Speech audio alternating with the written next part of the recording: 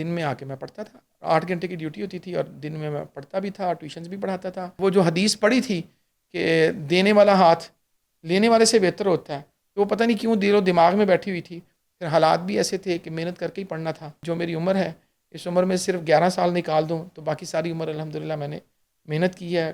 تو مجھے تو اس معاشرے میں آنا ہے جو معاشرہ مجھے قبول ہی نہیں کرتا. جو آپ کو نکاح بھی پڑھاتے ہوئے آپ کو اگر 2 4 5 ہزار روپے دیتے تو تب بھی حقارت سے ہی دیکھتے ہیں. دیکھیں انگریز نے سب سے بڑا یہی کام کیا تھا نا, اس نے ہمیں روٹیاں گھروں سے لینے پہ مجبور کیا. آپ اس متھ کو توڑیں گے, ایک خوددار عالم پیدا کریں گے تو چیزیں تبدیل ہوں گی. اقبال نے کہا تھا نا کہ میرا ماضی میرے استقبال کی تفسیر ہے. ہاں یہ سچ ہے کہ چشم بر عہد کہن رہتا ہوں میں, اہل محفل سے پرانی داستاں کہتا ہوں میں. السلام علیکم ورحمۃ اللہ وبرکاتہ. آپ سب بہت شکریہ آپ کی آمد کا. اور آج کا موضوع ہے کہ اسلام اور تجارت کے حوالے سے.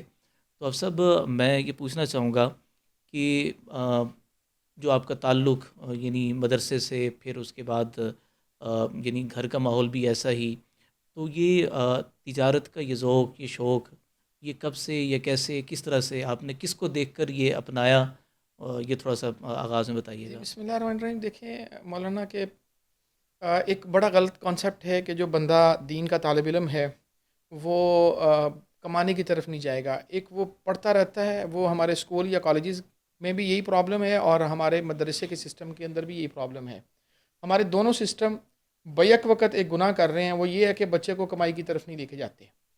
اور دنیا میں کہیں بھی آپ چلے جائیں تو ایسے نہیں ہوتا کہ جو بچہ پڑھ رہا ہے وہ پیسے نہیں کمائے گا.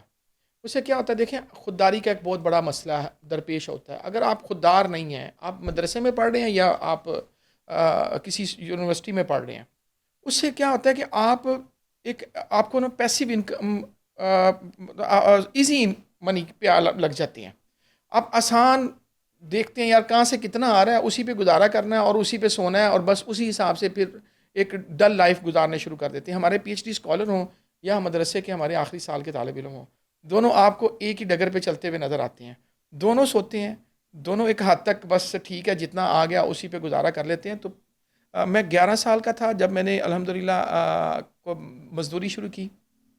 تو میں 11 سال کی عمر میں پیسے کماتا تھا اور رات کو کماتا تھا, دن میں پڑھتا تھا. رات کو مزدوری ہی ہوتی تھی میری, پارکنگ پہ ایک ٹوکن لگاتا تھا میں گاڑیوں کو, اور اس کے بعد دن میں آ کے میں پڑھتا تھا. 8 گھنٹے کی ڈیوٹی ہوتی تھی اور دن میں پڑھتا بھی تھا, ٹیوشنز بھی پڑھاتا تھا, نیند بھی نکالتا تھا, اور پھر اس طرح زندگی گزارنی شروع کی. اور یہ اللہ سے طے کیا تھا, دعا کی تھی اللہ رب العزت سے کہ اللہ سبحانہ و تعالیٰ اپنے در کے علاوہ کسی کا محتاج اور کسی کی فقیری سے محفوظ رکھے اللہ تعالیٰ. اور ایک وہ جو حدیث پڑھی تھی کہ دینے والا ہاتھ لینے والے سے بہتر ہوتا ہے, تو وہ پتہ نہیں کیوں دل و دماغ میں بیٹھی ہوئی تھی. پھر حالات بھی ایسے تھے کہ محنت کر کے ہی پڑھنا تھا, تو پڑھا بھی الحمدللہ ایسے ہی ہے. اور پریکٹیکل لائف آج اگر جو میری عمر ہے, اس عمر میں صرف 11 سال نکال دوں تو باقی ساری عمر الحمدللہ میں نے محنت کی ہے, مطلب رزق حلال کمانے کی کوشش کی ہے. اللہ سے دعا بھی یہی رہی کہ اللہ رزق حرام سے محفوظ فرما اور رزق حلال عطا فرما. اچھا آپ سب, میں یہ پوچھنا چاہوں گا کہ آپ نے یہ بات کی کہ پی ایچ ڈی اسکالر ہو یا مدرسے کے آخری سال کا طالب علم ہو, سوچ ایک جیسی ہی ہے کہ جتنا مل رہا ہے آسانی سے مل رہا ہے بس اسی پر اکتفا کریں گے. تو کیا یہ قناعت نہیں ہے کہ نہیں, اس کا قناعت سے کیا تعلق ہے کہ آپ اپنے باپ کے پیسوں پہ نظریں ڈال کے بیٹھے ہوئے کہ ابا جی نے 25 سال کی عمر میں بھی آپ کو کھلانا ہے. ہمارا بچہ جب ایک دور حدیث کر رہا ہوتا ہے یا ادھر پی ایچ ڈی کر رہا ہوتا ہے تو عمر اس کی 22 24 25 سال کے بٹوین ہوتی ہے. دونوں آپ ایج نکال لیں, اور اس ایج میں تو بندے کو خود کما کر آگے اپنا سوچنا چاہیے, اور کل کو اس کے بچے ہیں. قناعت تو دیکھیں, قناعت یہ ہے کہ میں دن بھر محنت کرتا ہوں اور اس محنت کے بعد مجھے سپوز 1 لاکھ روپیہ مہینے کی میری آمدن ہے اور میں اس میں قناعت کروں, بجائے اس کے کہ میں رشوت کی طرف جاؤں, میں ناجائز منافع کی طرف جاؤں یا ناجائز ذرائع آمدن کو ڈھونڈوں, تو وہ قناعت ہے. یہ قناعت نہیں ہے کہ میں سویا رہوں اور ابے کے پیسے پہ پلتا رہوں. جس طرح ایک معاشرے کا کلچر ہے کہ کیا کرتے ہو بھائی دبئی میں ہوتے ہیں, کیا کرتے ہو ابو سعودیہ میں ہوتے ہیں, آپ کیا کرتے ہیں؟ تو میں تو بس سوتا ہوں, فجر پڑھ کے بھی سونا ہوتا ہے میں نے, اور مدرسے کا تو ہمارا کلچر ہے, فجر پڑھ کے بھی ہم نے سونا ہے, زور پڑھ کے بھی ماشاءاللہ ہم نے سونا ہے, اور عصر کے بعد ہم نے تھوڑا سا گھومنا پھرنا ہے, اور مغرب کے بعد ہمیں پھر تھوڑا بہت مطالعہ کرنا اور پھر سونا. مطلب یار اب وہ دور نہیں ہے. ہمیں مدرسے کے بچوں کو بالخصوص سمجھنا چاہیے کہ ہمیں آگے ایک پہاڑ جیسی زندگی آگے موجود ہے اور پریکٹیکل لائف ہے, اور اس لائف میں میں نے اپنے آپ کو اس ماحول میں ایڈجسٹ کرنا ہے جہاں پہ مجھے نعوذ باللہ میرے پروفیشن کو, میرے دین کو, میرے جو میرا میرا اوڑھنا بچھونا ہے، اس کو گالی یا حقارت کی نظر سے دیکھا جاتا ہے. تو مجھے تو اس معاشرے میں آنا ہے جو معاشرہ مجھے قبول ہی نہیں کرتا. دیکھیں ایک عالم کو کیا یہ معاشرہ قبول کرتا ہے؟ یہ کہتا ہے یہ 25,000 روپے میں ہمیں نمازیں بھی کروا دے، ہمیں جمعہ بھی پڑھا دے، 50,000 30-40,000 روپے میں. میں بڑی تنخواہوں کی بات کر رہا ہوں، اتنی ہوتی کوئی نہیں ہے.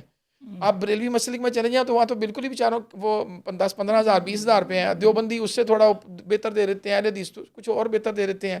شیعہ اور جو مسلک ہے ہمارا، ان کے چلیں ایک محرم وغیرہ آ جاتا ہے تو گزارا نہیں تو چل جاتا ہے. بریلویوں کا بھی ربیع الاول آ جاتا ہے نا تو سب. سر آپ نے اگر ختموں پہ چلنا ہے یا آپ نے لوگوں کے جنازوں کا انتظار کرنا ہے یا آپ نے اس میں انتظار کرنا ہے کہ یار کب تک میں مطلب کسی کے گھر میں فوتگی ہو اور کسی کے محرم آئے یا اس میں ربیع الاول آئے، تو دیکھیں مدرسے کے بچوں کو آپ ٹریننگ اگر یہ دیں گے کہ بیٹا آپ پہلے دن سے آپ 15-16 سال کی آپ نے کمانا ہے.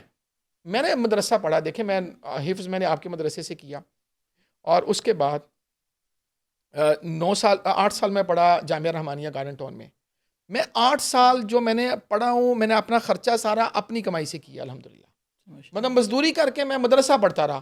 شاید مدرسے میں کوئی بچہ ہو جو مزدوری کر کے مدرسہ پڑھتا ہو. مطلب اگر آپ دیکھیں کہ مجھے کوئی روشن مستقبل مدرسے میں، خدا نہ خواستہ میں یہ نہیں بات کرتا کہ نہیں ہے، میں ایک بات کرتا ہوں کہ کوئی چارمنگ کوئی چیز تو نہیں تھی. میں نے دین پڑھنا تھا، مجھے شوق تھا، میں نے مزدوری کر کے دین پڑھا الحمدللہ.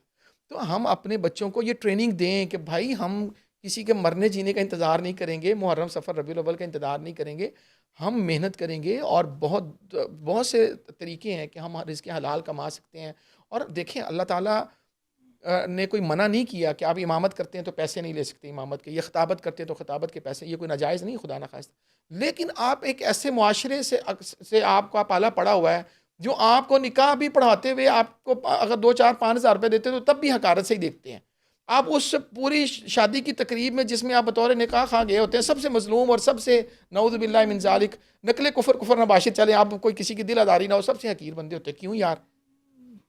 صرف اس لیے کہ اس نے ہمیں 5,000 روپے دینا ہے، ہم اس کے 5,000 بھائی دیکھیں میں الحمدللہ مجھے نہیں یاد کہ میں نے نکاح کے کسی سے پیسے لیے ہوں. اگر نہیں اللہ مجھے معاف کرے. دوسری بات نہیں وہ کہ کیوں اثر دے کر آئے نا، آپ تو ان کو 1,000 روپے دیتے ہیں نا، دے کر آئیں. یا نکاح کے پیسے آپ نے کیوں لینے ہیں؟